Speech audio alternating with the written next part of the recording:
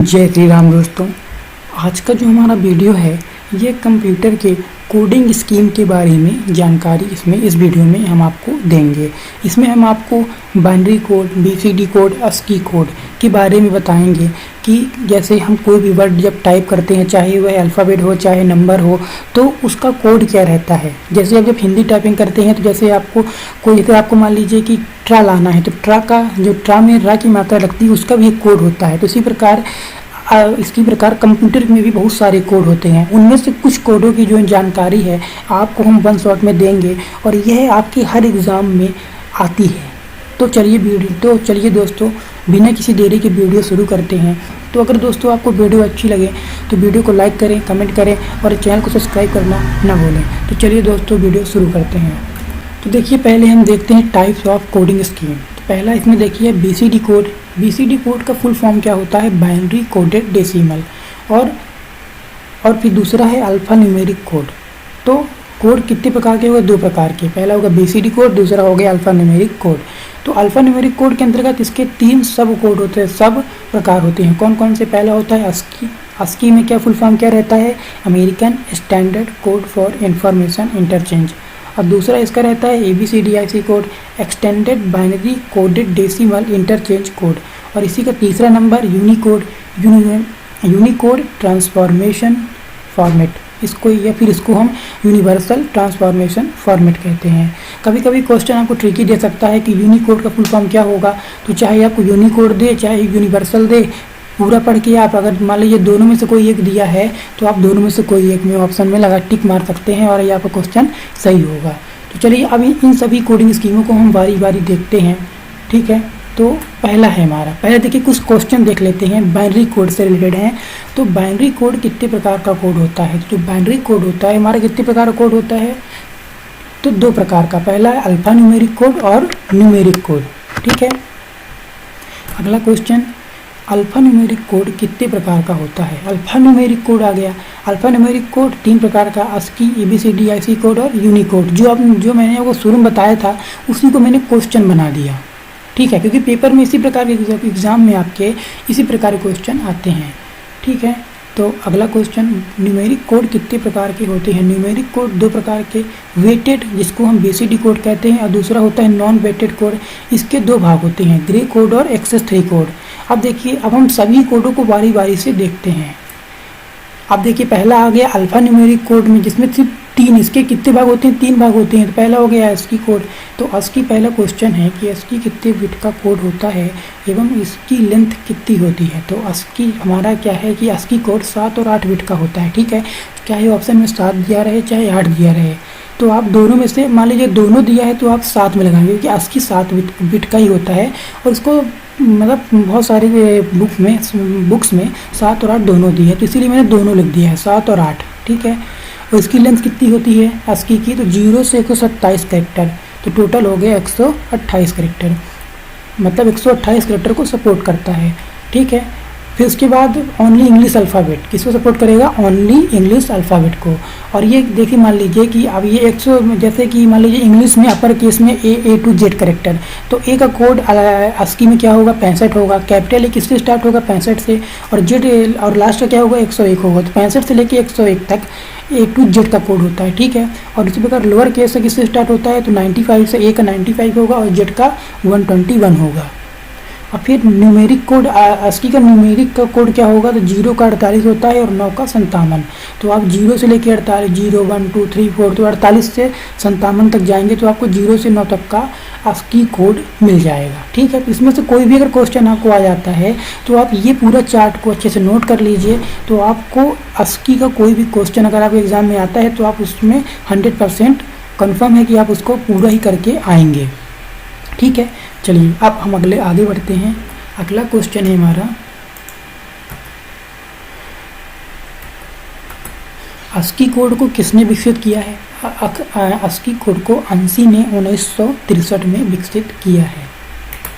फिर अंशी कोड कितने बिट का कोड होता है और यह किस भाषा को सपोर्ट करता है? तो अंशी जो होता है वह 8 बिट कोड होता है, ठीक है। इसकी लेंथ 0 से 255 मतलब 256 कैरेक्टर होती है और इसका उपयोग केवल वेस्टर्न लैंग्वेज में जो ANSI है इसका उपयोग जो होगा वेस्टर्न लैंग्वेज के कंप्यूटरों में होता है। ठीक है, अब अगला क्वेश्चन है हमारा, कीबोर्ड की डिजाइन किस कोडिंग स्कीम पर की गई है? तो कीबोर्ड की डिजाइन ANSI पर, जो आज हम कीबोर्ड यूज करते हैं उसकी जो डिजाइन की गई है वह एक्सटेंडेड ASCII पर की गई है, मतलब कि ANSI पर की गई है, क्योंकि एक्सटेंडेड ASCII को ही हम ANSI कहते हैं। ठीक है, अगला क्वेश्चन, कौन सी कोडिंग स्कीम यूरोपीय भाषा को सपोर्ट करती है? तो ANSI। अगला क्वेश्चन, अब देखिए हमारा ASCII और ANSI का टॉपिक पूरा हुआ। अब हमारा दूसरा आ गया ABCDIC कोड। देखिए ये जो टॉपिक हैं कोड के, ये बहुत ही छोटे हैं लेकिन बहुत ही इंपॉर्टेंट हैं, तो इसको आप बहुत ध्यान से देखें और इसकी नोट्स बनाएं, क्योंकि देखिए मेरे वीडियो का उद्देश्य यही रहता है दोस्तों कि एक बार आप अगर मेरे वीडियो देखकर पढ़ लेंगे तो आपको कहीं भी भटकने की ज़रूरत नहीं होगी, क्योंकि मैं क्रीम टॉपिक को लेकर आता हूँ और मेन चीज़ों को बताता हूँ, जिससे कि आपको, क्योंकि आप जितनी भी बुक पढ़ेंगे तो आपको यही इन्फॉर्मेशन मिलेगी। तो देखते हैं दूसरा, ABCDIC कोड कितने बिट का होता है और इसका उपयोग किस भाषा में किया जाता है? तो ABCDIC कोड 8 बिट का कोड होता है और इसकी जो 8 बिट की जो लेंथ होती है कैरेक्टर की, तो 0 से 255, मतलब 0 को भी जोड़ दें 256 कैरेक्टर सपोर्ट करता है। ठीक है, और इसका उपयोग IBM के मेन फ्रेम कंप्यूटर में किया जाता है। तो क्वेश्चन अगर आ जाए कि IBM के मेन फ्रेम कंप्यूटर में किस कोड का उपयोग किया जाता है, तो ABCDIC का। इसमें 2 क्वेश्चन बन रहे हैं, तो आप इसकी नोट्स जरूर बनाएं।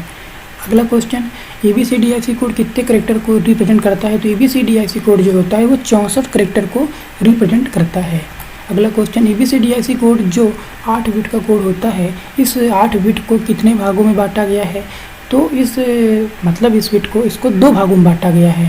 पहला, प्रथम 4 बिट, जो शुरू की 4 बिट होती है उसको जोन बिट कहते हैं और इसको हाइजर 4 बिट भी कहते हैं, और जो लास्ट की 4 बिट होती है इसको डिजिट बिट और लोअर 4 बिट भी कहते हैं। ठीक है, अगला क्वेश्चन, ABCDIC में कौन से बिट करेक्टर टाइप जैसे लेटर, डिजिट, सिंबल आदि को रिप्रेजेंट करती है तथा जो यह बताती है कि डिजिट अपर और लोअर केस में है या अदर केस में है? तो जोन बिट होगा। ठीक है, अगला क्वेश्चन, ABCDIC में कौन सी बिट करेक्टर का actual value 0 to 9 A to Z के कोड को दर्शाती है? जो मोस्ट होती है तो डिजिट बिट। ठीक है, अगला क्वेश्चन, ABCDIC कोड में अपर और lower case A to Z को कैसे रिप्रेजेंट किया जाता है?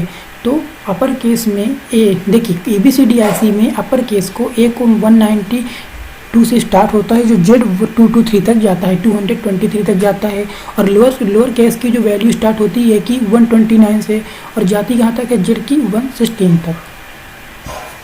अगला क्वेश्चन, ABCDIC कोड में अपर और lower case A to Z को कैसे रिप्रेजेंट किया जाता है?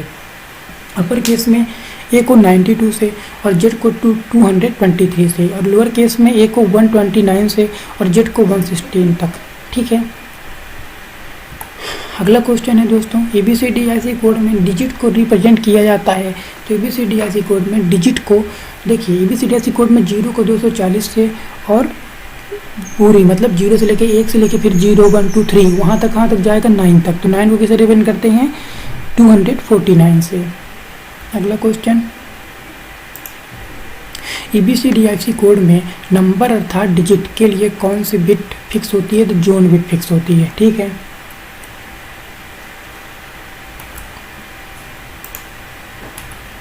अगला क्वेश्चन, ABCDIC कोड को IBM कंपनी ने कब और किसने बनाया था? तो ABCDIC कोड को IBM कंपनी ने 1963-64 में बनाया था। किसको बनाया था? ABCDIC कोड को। अगला क्वेश्चन, IBM के मेन फ्रेम कंप्यूटर में कौन से कोडिंग स्कीम का उपयोग होता है? तो IBM के मेन फ्रेम कंप्यूटर में ABCDIC कोडिंग स्कीम का उपयोग होता है। अगला क्वेश्चन, IBM के मेन फ्रेम कंप्यूटर में कौन सी कोडिंग स्कीम का उपयोग होता है? फिर से रिपीट हो गया है, तो ABCDIC का। फिर ABCDIC कोड किसके द्वारा विकसित किया गया है? तो ABCDIC कोड IBM के द्वारा, ठीक है, विकसित किया गया है। फिर ABCDIC कोड को किसने विकसित किया है? तो IBM ने 1964 में विकसित किया है। फिर अब हमारा आ गया लास्ट का यूनिकोड, ऐसा कोडिंग स्कीम जो सभी भाषाओं को सपोर्ट करती है। तो UTF-8, जो इसकी रेंज क्या होती है? 1 से लेकर 4 बाइट की होती है। ठीक है, मतलब ये जो UTF-8 होता है 1 से लेकर 4 बाइट का होता है। फिर यूनिकोड का ऐसा प्रकार जो चाइना और जापान भाषाओं के लिए उपयोगी होता है, जो वेरिएबल लेंथ का होता है, मतलब चेंजेबल होता है, जो चेंज हो जाता है। UTF-16 जो इसकी रेंज कितनी होती है, 2 से 4 बाइट की होती है। अगला क्वेश्चन, यूनिकोड को कब और किसने बनाया था? यूनिकोड को एप्पल और जीरोक्स कंपनी ने 1991 में बनाया था। फिर यूनिकोड में प्रत्येक बिट को कितने बिट में निरूपित किया जाता है? 32 बिट में। यूनिकोड में जो प्रत्येक बिट को 32 बिट में निरूपित किया जाता है। यूनिकोड का उपयोग किया जाता है। यूनिकोड का उपयोग ईमेल में और फॉन्ट जैसे मंगल, कोकिला, एरियल आदि में किया जाता है। ऐसा यूनिकोड जो हर अक्षर के लिए 4 बाइट सपोर्ट करता है और अधिक मेमोरी का प्रयोग करता है और फिक्स होता है, तो UTF-32 जो सभी लैंग्वेज को सपोर्ट करता है और इसकी लेंथ कितनी होती है? 4 बाइट की होती है। ठीक है। फिर ऐसा यूनिकोड जो सभी भाषाओं को सपोर्ट करता है कहलाता है UTF-8, 16, 32। ठीक है, ये हमने एक साथ ही बता दिया कि ऐसा यूनिकोड जो सभी भाषाओं को सपोर्ट करता है तो UTF-8, UTF-16 और UTF-32। फिर अगला क्वेश्चन, किस यूनिकोड का उपयोग पुराने सिस्टम में अंकों के लिए किया जाता है? तो BCD का प्रयोग होता है। ठीक है, पुराने सिस्टम में अंकों के लिए BCD का उपयोग होता है। यूनिकोड 16 होता है, वेरिएबल लेंथ एनकोडिंग होता है। ठीक है, यूनिकोड 32 होता है, फिक्स्ड लेंथ एनकोडिंग होता है, क्योंकि भैया यूनिकोड 32 फिक्स्ड होगा। ठीक है, इसमें कोई चेंज नहीं कर सकते। फिर कौन से एनकोडिंग स्कीम लगभग सभी लेखन प्रणालियों को जैसे इमोजी और वर्णों का प्रतिनिधित्व करती है? तो यूनिकोड। फिर वेब रिलेटेड अंतर्राष्ट्रीय अनुप्रयोगों के लिए कौन सी इनकोडिंग सबसे उपयुक्त है? तो UTF-8। कौन सी इनकोडिंग विधि त्रुटि का पता लगाने और सुधार करने के लिए उपयोग की जाती है? तो हेमिंग कोडिंग। अगला क्वेश्चन, अब आ गया हमारा न्यूमेरिक कोड का। वेटेड के अंदर कौन आता है? BCD code. तो BCD कोड को और क्या कहते हैं? तो इसको हम वेटेड कहते हैं। ये वेटेड कोड के अंदर BCD कोड आता है। ठीक है, इसका पहला क्वेश्चन है, कोडिंग स्कीम का ऐसा भाग जो केवल डिजिट को सपोर्ट करता है? तो BCD। ये 4 बिट पर डिजिट सपोर्ट करता है। ठीक है। फिर अगला क्वेश्चन, BCD कोड का उपयोग, BCD कोड का अदर नाम क्या होता है? वेटेड या पॉकेट डेसिमल होता है। फिर नॉन वेटेड कोड में आता है पहला, नॉन वेटेड कोड के अंतर्गत 2 कोड आते हैं, 2 उपभाग आते हैं। पहला आता है ग्रे कोड। ग्रे कोड का पहला क्वेश्चन है, ग्रे कोड को कब और किसने बनाया? तो फ्रैंक ग्रे ने 1953 में बेल लैब्स में बनाया था। फिर अगला क्वेश्चन, ग्रे कोड को और क्या कहते हैं? ग्रे कोड को रिफ्लेक्टेड ग्रे कोड और अनवेटेड कोड कहते हैं। ठीक है, क्वेश्चन भी बन सकता है कि अनवेटेड कोड के किसे कहते हैं? तो ग्रे कोड को अनवेटेड कोड कहते हैं। यह रिफ्लेक्टेड ग्रे कोड किसे कहते हैं? तो ग्रे कोड को कहते हैं। ठीक है। फिर अगला क्वेश्चन, ऐसा कोड जिसे यूनिट डिस्टेंस कोड या न्यूनतम परिवर्तन कोड कहते हैं, जिसमें एक चरण से अगले चरण पर जाने पर कोड ग्रुप में केवल एक बिट बदलता है, कहलाता है ग्रे कोड। फिर बाइनरी से ग्रे कोड में बदलने के लिए किस ऑपरेटर का उपयोग किया जाता है? तो XOR ऑपरेटर का उपयोग किया जाता है। अगला क्वेश्चन, एक्सेस 3 कोड। एक्सेस 3 कोड की रेंज कितनी होती है? तो 3 से 12 डिजिट की होती है। फिर किसी भी दी गई संख्या का एक्सेस 3 कोड कैसे निकालते हैं? ये देखिए, भी मोस्ट इंपॉर्टेंट है, बहुत ही ईजी है दोस्तों। देखिए, जैसे मान लीजिए आपको बाइनरी दी हुई है 1011 का एक्सेस 3 कोड निकालना है, तो स्टेप फर्स्ट में क्या दिया हुआ है कि पहले क्या करें, दी गई संख्या की बाइनरी निकालें। तो 101 की अगर आपको बाइनरी निकालना आता होगा तो हम कैसे निकालते हैं? 8421 करके। अगर मान लीजिए और 5 संख्या होती तो 8 के आगे ले लेते हम। ठीक है, तो अभी 4 संख्या है तो 8421 ले लिया, और जिसमें 1 था उसको हमने यहाँ पे जोड़ दिया। जिसमें 1 था 0 को छोड़ के, जिसमें 0 है तो उसको छोड़ दें, जिसमें 1 है उसको काउंट कर लें। तो 821 में को जोड़ दिया हमने, 11 आ गया। फिर बाइनरी 11 में 3 जोड़ दिया तो 14 आ गया। फिर अब जो 14 आया है उसकी बाइनरी, उसकी अब देखिए जो उत्तर आया ना 14 आया, अब इसकी बाइनरी निकालें। ठीक है, जो बाइनरी निकाले हैं वही उत्तर होगी। तो इसको आप स्टेप को पढ़ लेंगे तो आपको आसानी से समझ में आएगा, और आप किसी भी दी गई संख्या का बाइनरी एक्सेस रिकॉर्ड आसानी से निकाल सकते हैं। ठीक है। अगला क्वेश्चन, बाइट शब्द किसके द्वारा बनाया गया था? तो बाइट शब्द जो है बर्नर्ड बुचोलस के द्वारा बनाया गया था। अगला क्वेश्चन, ये इंडियन स्क्रिप्ट कोड आ गया अपने पास। तो Indian script code coding scheme का उपयोग होता है इंडियन लैंग्वेज में। ठीक है, ये बहुत इंपॉर्टेंट है।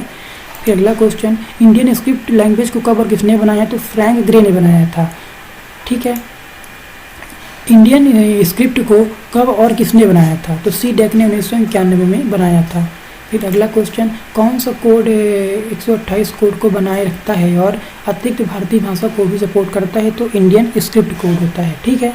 अगला क्वेश्चन, इंडियन स्क्रिप्ट का हेड क्वार्टर कहाँ है? तो महाराष्ट्र में है। ठीक है, महाराष्ट्र में है। फिर अगला क्वेश्चन, यूनिकोड में प्रत्येक बिट को कितने बिट में निरूपित किया जाता है? तो यूनिकोड में प्रत्येक बिट को 32 बिट में निरूपित किया जाता है। तो दोस्तों ये था हमारा आज का टॉपिक, और इस टॉपिक में दोस्तों मैंने बहुत सारी चीज़ों को डिटेल एक्सप्लेन नहीं किया है क्योंकि उसमें से बहुत अधिक समय लगता है। इसीलिए अगर आप ये पूरी की मतलब अगर आप ये वीडियो देखते हैं तो इसमें से आपको अगर इसकी नोट्स बनाइएगा और इसमें आपको बहुत सारे क्वेश्चन आपको मिल जाएंगे, क्योंकि मैं PDF इसी उद्देश्य से बनाता हूँ जिससे आप जब ये वीडियो देखें तो जो मैंने बोला है उससे भी अधिक अगर आप उसे अच्छे से पढ़ेंगे ध्यान से, तो उसमें से आपको मान लीजिए अगर मैंने आपको 50 क्वेश्चन इस सीरीज में पढ़ा दिए तो इसमें आप 50 नहीं 10-20 क्वेश्चन तो आपको थ्योरी पढ़कर ही बन जाएंगे। तो दोस्तों आशा करता हूँ आपको वीडियो अच्छी लगी होगी। अगर वीडियो अच्छी लगी तो वीडियो को लाइक करें, कमेंट करें और चैनल को सब्सक्राइब करना ना भूलें दोस्तों। जय श्री राम।